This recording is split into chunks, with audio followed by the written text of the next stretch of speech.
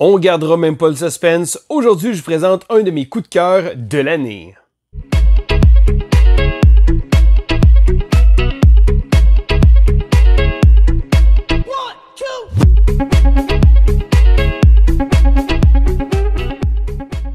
Bonjour, ici l'école du jeu. Mon nom est Sylvain et on se retrouve aujourd'hui pour la présentation de Kutna Hora, The City of Silver. Alors, Kutna Hora est un jeu de 2 à 4 joueurs d'une durée d'environ 25 à 30 minutes par joueur. Donc, c'est un jeu qui utilise de la sélection d'actions de manière à pouvoir construire une ville. Donc, le jeu utilise également un moteur économique, du placement de tuiles, bref, beaucoup d'éléments ont été inclus dans ce jeu-là. Alors, c'est un jeu qui a été une sortie à SN cette année. Donc, lorsque j'ai eu l'occasion de pouvoir obtenir une copie pour pouvoir vous en parler, j'en étais très heureux. Donc, on va aller voir immédiatement les règles, puis après ça, je vais vous donner mon avis. Alors, voici donc Kutna Hora. Alors, j'ai fait une partie de la mise en place et là, je ne vous expliquerai pas en détail chacun des éléments du jeu, mais je vais vous montrer en gros à quoi ça ressemble. Il faut savoir que en début de partie, il y a quelques petites choses qui ont été faites. Donc, premièrement, selon le nombre de joueurs, il va y avoir un côté de plateau différent et également, lorsqu'on va jouer une partie à deux ou trois joueurs, on va ajouter des cartes d'événements en haut pour ajouter un peu d'interaction. Et là, le jeu vient avec d'autres cartes d'événements, donc on va choisir 3 cartes avec la lettre A et 2 cartes avec la lettre B. On va également placer le plateau de mine ici comme ça. Et là, on va prendre une carte au hasard et selon notre nombre de joueurs, on va placer des petits rochers pour bloquer. Puis finalement, tous les joueurs vont devoir se sélectionner 3 guildes. Donc, encore une fois ici, on prend une carte au hasard et selon notre nombre de joueurs, ils vont nous donner une distribution de guildes différentes. Et là, les guildes sont représentées par des petits icônes comme ça. Donc, ça va être l'accès qu'on va avoir à certaines ressources. Donc, les joueurs vont avoir accès à des ressources différentes et lorsqu'on va avoir fait la sélection, on va pouvoir les placer sur notre plateau de jeu comme ça ici. D'ailleurs, notre plateau de jeu, on va avoir plusieurs éléments que je vais vous expliquer un peu plus tard, donc tout au courant de l'explication, mais on va placer nos différentes guildes. Et chacune des guildes va être liée avec une production indépendante. Donc ici, c'est de la production d'argent, ici de charbon et ici de bière. Et là, pour tous les joueurs, ici comme ça, on va avoir une piste ici pour le charbon. Et là, oui, on peut avoir 2 types de ressources de charbon comme ça ici. Mais le charbon, c'est juste une des ressources les plus universelles dans le jeu. Donc, pour le reste de la mise en place, il va également avoir justement le plateau de mine, le plateau de village et également le plateau principal comme ça ici. Donc, vous avez remarqué ici, j'ai placé des tuiles. Ce sont des tuiles des différentes guildes. Donc, comme on peut remarquer ici, c'est la guilde qui va produire justement de la nourriture comme ça ici. Et il y a différentes tuiles. Et en arrière, la dernière, c'est toujours une tuile spéciale donc qui est numérotée comme ça. Mais sinon, les autres sont mis au hasard. Donc, les 6 ressources sont placées sur le plateau de jeu comme ça ici. Et on a également les bâtiments publics. Là, les bâtiments publics vont être placés selon les tuiles de nobles qu'il va avoir ici comme ça. Donc ici, on a droit à tous des jaunes et on va d'ailleurs les placer sur le petit icône jaune comme ça ici. Mais là, c'est beau tout ça, mais comment on joue au jeu? Alors, avant de débuter, il y a également une notion très importante qui va suivre tout au courant de la partie. Donc oui, on va être amené à produire des ressources, mais on ne reçoit pas de petits jetons de ressources précis par rapport à ça. Ici, ça se trouve être notre production.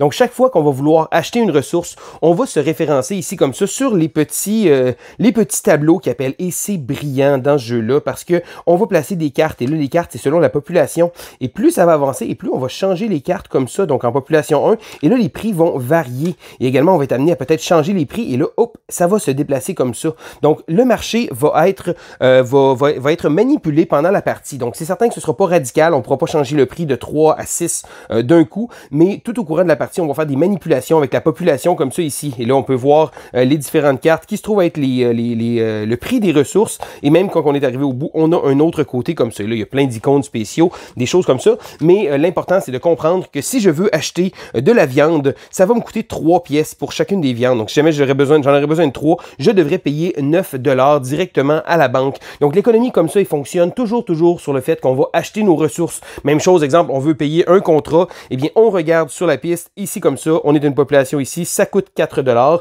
donc on va payer comme ça. Donc, on manipulera jamais directement des ressources. Donc, mis à part ce concept-là qui va nous suivre tout au courant de la partie, comment ça fonctionne? Eh bien, le jeu est divisé en un nombre de rondes. Donc, dans le cas d'une partie à 2 ou 3 joueurs, on a droit à 6 rondes. Mais pour une partie à 4 joueurs, À ce moment-là, on utilise l'autre côté du plateau et on va seulement avoir 5 tours comme ça ici. Donc, chacun des rounds est fait d'une succession de tours des joueurs et tout tourne autour des cartes d'action. Et là, tous les joueurs vont recevoir le même deck de cartes d'action qui sont 6 cartes qui sont propres aux joueurs. Donc, elles sont tous identiques. Les decks sont identiques. Et lorsque c'est notre tour, on va devoir sélectionner 2 actions. Donc, on va sélectionner 2 actions. On va les réaliser. Les autres joueurs vont en faire 2 comme ça ici. Ensuite, je vais continuer, donc je vais les laisser sur la table. Je vais en choisir 2 autres. Et voilà, je vais faire les 2 actions. Les autres joueurs vont le faire ainsi. Et là, il nous reste 2 cartes. Et le dernier round, on va seulement en sélectionner une seule. Donc, on peut choisir les côtés. Il n'y a aucun problème. Et ça, c'est la base du jeu. Ce sont les différentes actions qui vont venir nous accompagner tout au courant de la partie. Alors, je vais commencer avec l'action de mine comme ça ici. Donc, l'action de miner, là, ça nous dit, hey, on peut payer un contrat, encore une fois avec le prix, la valeur qui est active présentement, pour remplir nos mineurs. Et là, c'est quoi remplir les mineurs? C'est que sur notre plateau de jeu que je rapproche ici, on va remarquer qu'on a des mineurs pour y aller. Donc ici, comme ça, on va pouvoir envoyer des petits personnages, justement comme ça, dans la mine. Et là, se promener à travers la mine va être très important parce qu'on va pouvoir tirer des tuiles. Et là, les tuiles vont pouvoir servir à placer sur le plateau de manière à aller plus profondément dans les mines comme ça. Et là, si jamais on n'aurait pas de personnage, on pourrait payer justement un contrat pour pouvoir déplacer un personnage. Et là, il faut faire attention parce qu'on est limité dans la quantité qu'on a. Mais là, comment ça fonctionne? Donc, ça va marcher avec le petit plateau ici comme ça, que j'ai mis hors caméra un peu, qui se trouve être le plateau des tuiles. Et là, les tuiles vont être numérotées de 1 jusqu'à 3 comme ça ici au fond. Donc, on sont placés en ordre. Et on a également un niveau. Donc, pour l'instant, le niveau va être de 1. Donc, ça veut dire que lorsqu'on va placer une tuile, on va piger une seule tuile. On va la placer sur le plateau. Cependant, plus ça va avancer et plus on va monter de niveau, on va piocher un nombre de tuiles supplémentaires. Et là, on va pouvoir sélectionner parmi les tuiles choisies ce qu'il va avoir. Donc, si on se rend jusqu'au bout comme ça ici, on va pouvoir en piger 4 et en sélectionner une. On va bien entendu placer le restant sur la défausse comme ça. Et là, je déplace ici comme ça parce que je veux vous montrer à quoi ressemblent les différentes tuiles comme ça ici. Donc, les tuiles vont nous donner des informations. Et là, les informations vont être très pertinentes parce que, principalement, ils vont nous donner des étoiles. Et là, les étoiles, à quoi ça va servir? C'est qu'à la fin de la partie, c'est une des manières de faire des points. On va regarder chacune des rangées comme ça ici. Et selon le nombre d'étoiles qu'il va avoir, on va y aller avec les majorités. Donc, si jamais un joueur est majoritaire, il va faire 2 points. Si jamais le deuxième, lui, va faire 0 points. Donc, plus il y a d'étoiles, et là, les étoiles, ça va être les nôtres et ceux-là des autres joueurs également. Donc, plus la ligne va être payante et plus il va avoir une valeur de points supplémentaire ici comme ça. Donc, si jamais on aurait une ligne de 7 étoiles, la personne qui est majoritaire va gagner 6 points de victoire. Et là, lorsqu'on fait l'action mine, pour placer une mine, on va regarder quelques petites données. Donc, premièrement, si je me fie sur cette tuile-là ici, elle nous donne quelques informations, mais principalement le nombre de ressources que ça va pouvoir nous donner sur la production. Donc, comme je vous expliquais tantôt, c'est un peu bizarre parce que moi, je possède 2 fois la ressource de charbon. Donc, une des ressources de charbon va être gérée avec les cartes, les tuiles qu'on va placer pour construire le village, mais l'autre charbon, qui ça va être celui des mines, qui est pour tout le monde la même chose. Donc, on va augmenter la production. Donc, lorsque j'aurai une production de 2, lorsque je vais produire, donc à la fin des tours, à ce moment-là, je vais pouvoir recevoir de l'argent, donc 2 fois la valeur ici comme ça. Donc, exemple, ici, ce serait à 3, je recevrais 6 $. Et ça, c'est ce qu'on va faire à chacun des fins de tour. On va vouloir augmenter notre production. Et là, la production va augmenter, mais également la population. Et c'est là que ça va venir changer les choses parce que lorsqu'on va jouer une tuile de mine, on va changer comme ça ici. Et là, au départ, ça fait pas trop de différence, mais plus ça va et plus les prix vont changer comme ça. Donc, ça va faire en sorte que ça va coûter plus cher ou moins cher selon la rareté de la ressource. Mais là, avant de placer ma tuile et de recevoir les bénéfices, je vais devoir la placer sur le plateau de jeu. Donc, il faut savoir que lorsqu'on place une tuile, on doit toujours obligatoirement la placer de manière orthogonalement adjacente à une tuile déjà existante, mais on ne peut jamais construire vers le haut. Bon, bien entendu, c'est thématique, hein, on ne va pas miner vers le haut. Donc, lorsqu'on va commencer, on va arriver sur une des 2 cases et on va devoir payer un coût en bois. Donc, par exemple, ici, ça se trouve à être 2, mais dès qu'il va y avoir une tuile sur le plateau de jeu, on va regarder. Et là, ça dit, hey, la prochaine tuile qui va être construite autour, elle va coûter 1 bois. Et là, si jamais il y a 2 tuiles qui sont là, à ce moment-là, on va payer la plus chère des 2. Et c'est comme ça qu'on va construire le réseau de mines tout en prenant soin de placer notre personnage parce que c'est ça qui va compter pour les majorités. Donc ça, c'est une partie du jeu d'aller excaver dans les mines, mais il y a également beaucoup d'autres choses qu'on peut faire. Les 3 prochaines actions que je veux vous parler vont un peu tous ensemble. Donc, premièrement, c'est l'action Rights. Donc, l'action Rights va nous permettre de prendre le droit sur un bâtiment. Et là, pour prendre un droit sur les bâtiments, bien entendu, on a sélectionné l'action Rights. Et là, on va regarder ici les différents bâtiments qui s'y retrouvent. Donc, on peut simplement acheter des bâtiments de nos 3 guildes qu'on possède déjà ou encore des bâtiments publics. Avant d'acheter le bâtiment, on va devoir payer un coût. Donc, 1 $ pour les tuiles qui sont ici. Ici, c'est un contrat ou 2 contrats. encore une fois, la valeur des contrats va varier pendant la partie. Donc, lorsqu'on va acheter une tuile, on va prendre la tuile du dessus et on va la réserver et on va la placer ici comme ça. Donc, par exemple, c'est pas un bon exemple parce que je n'ai pas le droit de prendre ces tuiles-là. Donc, advenant le cas où j'aurais pris cette brasserie-là ici comme ça. Elle va nous donner quelques petites informations que je vais vous montrer, mais ça va être habituellement actif lorsqu'on va la construire. Parce que là, c'est juste de prendre le droit. Donc, on prend la tuile, on la place ici et on va éventuellement plus tard pouvoir la construire. Donc, lorsqu'on a acheté une tuile ici comme ça, on va retirer la pile de bâtiment et on va faire glisser les autres bâtiments comme ça. Et là, on va le replacer à la fin. Là, vous allez remarquer, il y a une quatrième espace, c'est parce que rendu à la mi-partie, on va prendre les tuiles ici comme ça, donc les tuiles des nobles rouges, et on va les placer sur la quatrième case, et ça va marcher comme ça. Donc, chaque fois qu'on achète une tuile, peu importe elle est dans quelle rangée, on la prend et on la place en arrière et on fait glisser les autres. Mais là, c'est beau, on a construit un building, on a préparé, on a réservé un bâtiment, dis-je, mais ensuite de ça, il va falloir réussir à le construire. Mais avant de le construire, on va devoir réserver des droits. Donc ici, ça se trouve être sur le plateau de jeu. De l'autre côté, pour une partie à 4 joueurs, le plateau est beaucoup plus grand, tandis qu'ici, il est assez limité. Donc, de la manière que ça va fonctionner, on va devoir acheter des droits. Et là, pour payer les droits, on va prendre nos marqueurs ici de propriétaires et on va pouvoir le placer. Donc, en début de partie, on peut le placer n'importe où sur la piste parce qu'il n'y a pas de bâtiment. Mais de la minute qu'il y a un bâtiment, on doit construire de manière adjacente. Et pour réserver le terrain, ça va coûter 5 $. Donc, 5 $ pour réserver n'importe quel terrain.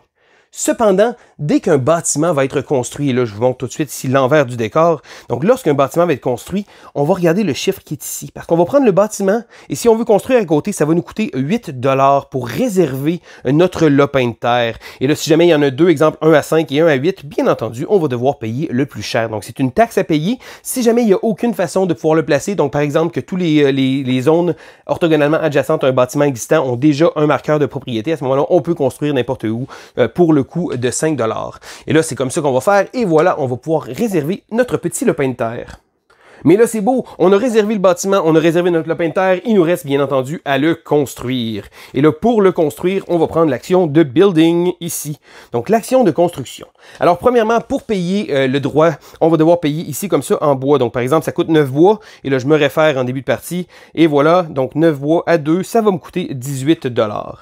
Donc, lorsque je vais construire le bâtiment, je vais devoir le placer sur un lopin de terre que j'ai réservé préalablement, mais également, je vais recevoir des bonus. Et là, ça, c'est les bâtiments de guilde. Donc, par exemple, ici, je vais recevoir 3 bières. Et là, c'est la production ici de ma ressource que je vais prendre. Bon, ça y est, j'ai tout fait envoler ça. Donc, je vais prendre la production de ma bière et je vais l'avancer jusqu'à la case 3. Donc, ça va être très pratique parce que c'est comme ça qu'on va pouvoir tenir le chemin des ressources qu'on va posséder. Et à la fin des tours, lorsqu'on va faire de la production, on va simplement pouvoir, justement, prendre l'argent et la multiplier par la valeur, et là, selon les guildes qu'on va avoir. Donc, ici, comme ça, et voilà. Donc, on a augmenté la production. Ensuite de ça, on va changer la valeur. Et c'est là, ici, que les petits marqueurs, ils vont rouler. Donc, exemple, ici, j'ai construit un bâtiment. Je vais le glisser par la droite. Et là, oh, en glissant par la droite, ça va me dire, oh, là, par exemple, on a un surplus. Donc, il y a différentes tuiles qui vont apparaître par rapport aux achats et aux ventes, mais ça va modifier la valeur. Et là, ce qu'on va faire également, on va augmenter la population, parce que oui, il y a plus de monde qui arrive, donc on va changer ici.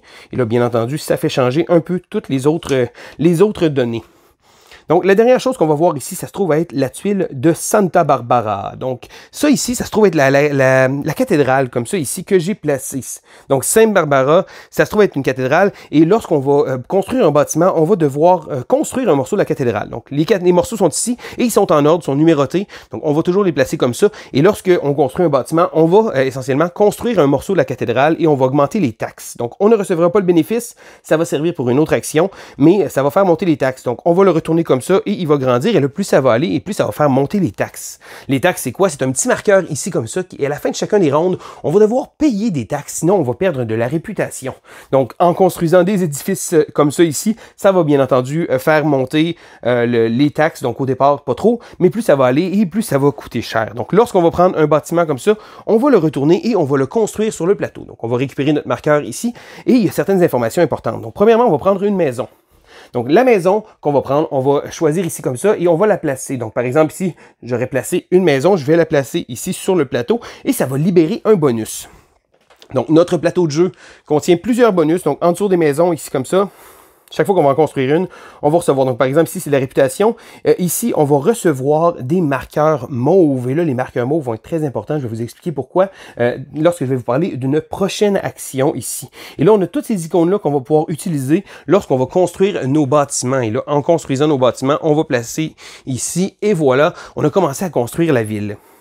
Donc, en plus des bâtiments de guilde qu'il va y avoir ici, il y a également les bâtiments publics. Et là, les bâtiments publics, bon, ce sont des hôpitaux, des marchés de charbon, ici comme ça. Et lorsqu'on va les construire, c'est un peu la même chose, sauf que cette fois-ci, on ne placera pas notre marqueur de maison parce que c'est un bâtiment qui appartient à tout le monde. Donc, le bâtiment appartient à tout le monde. Et pour les bâtiments publics, ils vont débarrer également des nobles, donc des patricians. Donc, les nobles vont être maintenant actifs et là, on va pouvoir les prendre. Et là, j'ai placé les nobles, bien entendu, ici, sur le côté. Mais lorsqu'un noble va être actif, il va être rendu disponible. Et là, comment ça marche, les nobles? C'est que pendant la partie, on va être amené à pouvoir aller placer des nobles. Cependant, lorsqu'un noble est débarré, il n'ira pas immédiatement là. Il va être dans la zone de disponible. Et lorsqu'on va faire une certaine action, on va pouvoir éventuellement les placer. Donc, tous ces nobles-là vont donner des bonus. Donc, selon le type de noble, ça va faire des points. Et plus il va y avoir de nobles, et plus ça va devenir un multiplicateur. Et ça va être pour tout le monde. Donc, si jamais on a un noble qui nous avantage, autant mieux aller essayer de se concentrer là pour essayer de débarrer des nouveaux nobles comme ça et éventuellement de les placer aux différents endroits.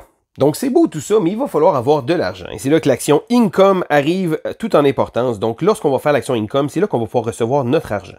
Mais avant de faire l'action, si on le désire, là, une action spéciale qui est marquée ici, on peut payer 10 $ pour pouvoir placer des nobles sur les zones. Et là, il faut que les nobles, bien entendu, soient débarrés. Et là, on va payer 10 $ lors de l'action Income pour pouvoir les placer. Et ça va s'appliquer à tous les joueurs. Donc on va essayer de rendre ça utile un peu plus pour nous. Mais la base de l'action Income, ça va être bien entendu de recevoir de l'argent. Et c'est pour ça qu'on va se baser sur notre plateau de jeu ici personnel. Donc pendant la partie, on fait monter les différentes productions des différentes ressources qu'il va avoir, en plus du charbon général ici comme ça qui va monter. Donc lorsqu'on fait l'action Income, on va recevoir de l'argent. Et là, pour chacune des valeurs, donc par exemple ici, on a 4 d'argent. Et là, on va regarder la valeur de l'argent. Donc 4 x 4, ça fait 16. Et là, on va faire ça pour toutes les ressources qu'on va accumuler. Et là, tout cet argent-là, on va pouvoir le prendre et ça va pouvoir nous servir, bien entendu, pour pouvoir acheter les choses qu'on a besoin pendant la partie. La prochaine action, j'en ai déjà parlé un peu tantôt, c'est par rapport à la cathédrale de Sainte Barbara. Et là, si on le désire, on va pouvoir construire la cathédrale. Et là, pour construire la cathédrale, on va devoir utiliser les petits marqueurs qu'on a. Donc, les petits marqueurs qu'on a reçus lorsqu'on plaçait ces bâtiments-là, comme ça, ici. Donc, on va les prendre et on va les placer devant nous pendant la partie. Donc, lorsqu'on va faire l'action de Sainte Barbara ici, on va prendre un jeton et le retourner. Donc, ce qu'il va faire, c'est qu'il va être rendu inactif, mais on va quand même le conserver parce qu'il y a certains bonus qu'on va pouvoir avoir pendant la partie. Donc, ce qu'on va regarder, où est-ce qu'on est rendu dans la cathédrale, donc toujours en ordre. Et là, cette fois-ci, lorsqu'on va faire l'action, et là, ça nous le montre aussi ici sur la carte, ça va dire, hey, on va recevoir le bénéfice en haut, et on ne fera pas la taxe. Donc la taxe, c'est uniquement lorsque le bâtiment va être construit, si on veut, à cause de l'évolution de la ville toute seule. Mais lorsque nous, on va construire, on va recevoir les bonus. Et là, il y a différents bonus très intéressants. Et un de ces bonus-là, c'est la réputation. Donc oui, bien entendu, ça va nous donner bonne réputation si on construit la cathédrale. D'ailleurs, la plupart sont là, mais certains morceaux de tuiles, ici comme ça, vont nous donner de la réputation négative parce qu'habituellement, ça va être des choses qui vont être très bénéfiques pour nous. Donc, la réputation, ça va être très important parce que c'est le petit marqueur qu'on a sur notre plateau de jeu ici comme ça. Donc, si jamais il descend trop pendant la fin de la partie, on va devoir payer de l'argent. Et là, il va falloir faire très attention. Mais lorsqu'on va monter, ça va nous faire des points de victoire. Donc, selon l'endroit où on va réussir à se rendre, on va avoir des points de victoire et on va pouvoir également débloquer des petits pouvoirs. Donc, lorsqu'on va arriver de ce côté-ci, ça dit chaque fois qu'on va réserver un lopin de terre. Donc, étant donné qu'on a bonne réputation dans le village, ça va nous coûter seulement 1 $. Donc, on n'aura pas besoin de payer le coût de la tuile adjacente qui va faire en sorte que ça va rendre ça vraiment utile. Et lorsqu'on monte encore plus ici comme ça, donc lorsqu'on est rendu à 16 de réputation, en plus d'avoir toujours ce bonus-là, on va avoir un bonus supplémentaire ici comme ça, qui va faire en sorte qu'on n'aura pas besoin de payer de réputation lorsqu'on va faire l'action Joker. Et là, l'action Joker, c'est la dernière action qu'on peut faire dans la partie et on va remarquer que dans notre main, on en a seulement une. Donc, lorsqu'on va faire l'action Joker, il y a un petit rappel ici aussi sur chacune des cartes, on va pouvoir faire n'importe quelle action. Mais par exemple, on va perdre une réputation, bon, bien entendu, sauf si on est rendu un peu plus haut dans la charte comme ça ici de la ville. Donc, toutes ces actions-là sont bien placées ici comme ça sur un petit tête de jeu vraiment pratique. Donc, chacune des actions est expliquée en détail, les différents icônes aussi, et les patriarques qui vont faire des points. Là, bon, j'en ai parlé un peu. Pour faire des points, il va falloir qu'ils soient placés sur le plateau et à la fin de la partie, ils vont marquer selon le nombre qu'il va avoir. Et là, bon, ils ont chacun des petits pouvoirs. Par exemple, lui, ça va être pour chacun des bâtiments, gagner un point pour chaque bâtiment public qui est adjacent. Et là, les bâtiments publics, c'est des bâtiments qui n'auront pas nos maisons à nous, mais qui vont être construits par tous les joueurs. Donc, pour le gris, ici, comme ça, pour chaque paire de jetons utilisés, donc jetons pélicans qu'on va avoir utilisés, donc pour construire, on va faire 3 points de victoire. Ici, le jaune, on va gagner 2 points. Si on a au moins une mine dans chaque rangée comme ça, donc ça va favoriser ça. Et la dernière qui va débarrer, le rouge qui va débarrer à la mi-partie, ça va faire en sorte que pour chaque zone complétée de notre tableau ici, donc chaque zone ici comme ça qu'on va réussir à compléter, donc en enlevant les maisons, on va pouvoir faire des points de victoire. Et là, les joueurs vont continuer comme ça, toujours en faisant 2 actions à l'autre joueur comme ça, en y allant, 2 autres actions, puis une, et ensuite on va changer à la fin du tour. Donc la fin du tour, qu'est-ce qui va se passer? Il va y avoir une nouvelle carte, donc si jamais il y a lieu, lorsqu'on joue avec les cartes ici comme ça se pourrait qu'il y ait un marqueur ici qui va nous faire monter les taxes. Donc les taxes vont être très importantes parce qu'on va devoir les payer. Bon, chacune des cartes a également des petites choses qui vont arriver pendant le round, mais il va falloir, lorsqu'on va changer de round ici, il nous marque de payer les taxes. Donc selon la valeur qu'il va avoir, et si on ne peut pas, on va perdre 1 de réputation. Donc lorsqu'on va traverser le 3e tour, on va maintenant activer ces tuiles-là, et là, il va y avoir des scorings qui vont être supplémentaires. Parce que là, tout est inscrit, c'est un peu loin sur le plateau, mais ça va nous dire également qu'on va perdre cette fois-ci 2 points de réputation si jamais on ne réussit pas à payer les taxes. Mais là, en plus de ça, pour les tours 4 et 5, on va également activer les nobles. Donc, on va faire des points pour les nobles. Donc, ça, c'est les petits marqueurs de fin de tour comme ça. Jusqu'à temps qu'on arrive au dernier tour où on va refaire une dernière fois l'ordre. Mais ensuite de ça, on va quand même faire des points de victoire supplémentaires. Donc, les extras, donc ici, c'est expliqué. Ça nous dit, bon, les extras, ça va être pour chaque bâtiment qui ne sera pas construit, chaque marqueur qu'on va avoir placé ou chaque jeton pélican qu'on n'aura pas utilisé. On va pouvoir avoir des compensations. On va avoir des compensations selon notre réputation, comme je vous montrais tantôt. Également, un point de victoire pour chaque 10 $. Les mines, comme j'ai expliqué au tout départ, selon la valeur des différentes colonnes, on va avoir des majorités pour faire des points de victoire. Et ensuite de ça, Kutna Hora, donc construire la ville. Et là, il y a une petite chose que je ne vous ai pas parlé qui est très importante parce que lorsqu'on va construire notre ville, donc ici sur chacun des bâtiments, ça va être uniquement utile pour les fins de partie, il va y avoir des icônes. Et là, pour chacun des bâtiments adjacents qui partagent une icône, donc par exemple ici, je choisirais celui-là et là, les joueurs vont les construire sur le plateau. Donc si jamais je viendrais à construire ici comme ça, à la fin de la partie, admettons que c'est moi, je vais pouvoir marquer un point de victoire. Et là, on va regarder de manière orthogonalement adjacente tous les bâtiments. Et pour chaque icône, on va pouvoir faire des points de victoire. Et là, certains endroits sur le plateau de jeu vont également avoir des icônes. Donc, ça va être très important parce que, en plus de tout ce jeu-là, il y a le petit jeu des tuiles qu'on va essayer de placer pour pouvoir maximiser les points de victoire à travers la construction du village. Et après tout ça, le joueur avec le plus de points va remporter la partie. Donc l'autre côté de l'aide de jeu va nous montrer tous les différents icônes qu'il va avoir. Et là, ça peut sembler un peu intimidant, mais lorsqu'on a compris clairement les actions qu'on fait, on va voir l'ordre, parce qu'on va toujours devoir réserver un bâtiment, parce que si on veut le construire, ben éventuellement, il va falloir aller également prendre un lopin de terre, il va également falloir le construire. Donc c'est toujours en plusieurs étapes comme ça. Donc on a l'occasion d'expérimenter avec un peu toutes les actions. Et le fait que beaucoup d'actions se retrouvent 2 fois, et là, c'est pas toutes les actions. Donc par exemple, Sainte Barbara, il y en a une seule, et on va devoir tenter de maximiser nos actions. Et ça va être difficile parce que lorsqu'on utilise des cartes, des fois, ça se pourrait qu'on ait besoin peut-être un peu plus tard d'une carte, et on va devoir bien gérer ça comme ça ici. Mais ça fait en sorte que le premier tour est souvent là pour expérimenter, donc on se tirera pas, on se handicapera pas pendant la partie avec un mauvais départ. Donc oui, ça fait beaucoup de choses, mais tout est bien rappelé avec les petites aides de jeu et même l'arrière du livret ici comme ça va même nous expliquer bon, les petits jetons d'ajustement économique selon les différentes choses qu'il va avoir dans ces decks-là. Et ça, c'est tellement brillant parce que c'est vraiment bien pensé. Parce que plus la partie va avancer et plus ça va changer les valeurs comme ça. Donc plus on va construire des choses et plus les ressources vont devenir des fois un peu plus rare, d'autres fois elle va être un petit peu plus commune, donc elle va coûter moins cher et ça va être la base économique du jeu qu'on va toujours convertir notre argent avec les productions qu'on va faire.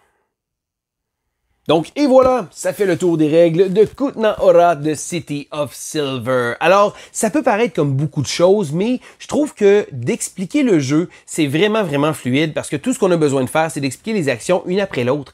Et chacune des actions va nous amener un certain élément du jeu. Donc, l'élément de la mine, qui à l'origine, un peu, on se demande un peu, bon, est-ce que ça vaut vraiment la peine d'aller là? Oui, parce qu'on va monter notre production. On va également placer les différentes rangées des couloirs couloirs de mine, si on veut des étages de mine, essayer de maximiser notre présence là. On a également l'aspect de construction de la ville qui va se faire en 3 étapes, donc de réserver une tuile, réserver son lopin de terre et ensuite de le construire. On a également justement tout l'aspect qui va venir du placement, beaucoup de points qui vont être faits avec le placement des tuiles qu'il va avoir là. Donc la cathédrale également qui va nous donner des bonus, donc il faut être très opportuniste pour la cathédrale. Il y a également le côté des nobles, les nobles qui de partie en partie, des fois il y a des parties qu'on va les utiliser un peu plus, d'autres parties qu'on va se sentir un peu moins impliqués dans cet aspect-là. Vraiment beaucoup de choses que le jeu nous offre, mais lorsqu'on l'explique, on peut expliquer les actions une à une et le jeu est vraiment fluide. Donc malgré le fait que oui, ce soit du costaud un peu, j'ai trouvé que le jeu coulait très bien et j'ai énormément de facilité à l'enseigner également. Donc j'ai trouvé que les composantes étaient vraiment super belles. On a droit à des plateaux à double couche, donc bon, du simple couche qu'on replie comme ça, et des composantes. Bon, la compagnie mettait beaucoup d'emphase sur le fait que ils utilisaient du rewood, donc du bois recyclé un peu pour leurs composantes. Ça fait un beau résultat à mi-chemin entre le plastique puis le bois. Je trouve que le look, c'est ça que ça donne, mais ultimement, c'est du bois, donc ils misent vraiment sur un petit aspect écologique de tout ça. Ce que j'ai trouvé quand même bien, des belles composantes comme ça. Mais le jeu offre énormément de choses à faire. Et là, au début, j'étais pas trop sûr parce que j'avais joué une partie à 3 joueurs et je me disais, à 2 joueurs. Et là, à 2 joueurs, on a un autre côté de plateau qui devient vraiment plus serré, vraiment plus tendu, beaucoup moins d'espace dans les mines. Et j'ai été surpris de voir que même à 2 joueurs, le jeu tirait vraiment bien son épingle. J'ai trouvé aussi à 3, à 4 joueurs, je pense que toutes les player counts, ça marche énormément bien. C'est certain qu'à 4 joueurs, ça peut devenir un petit peu long.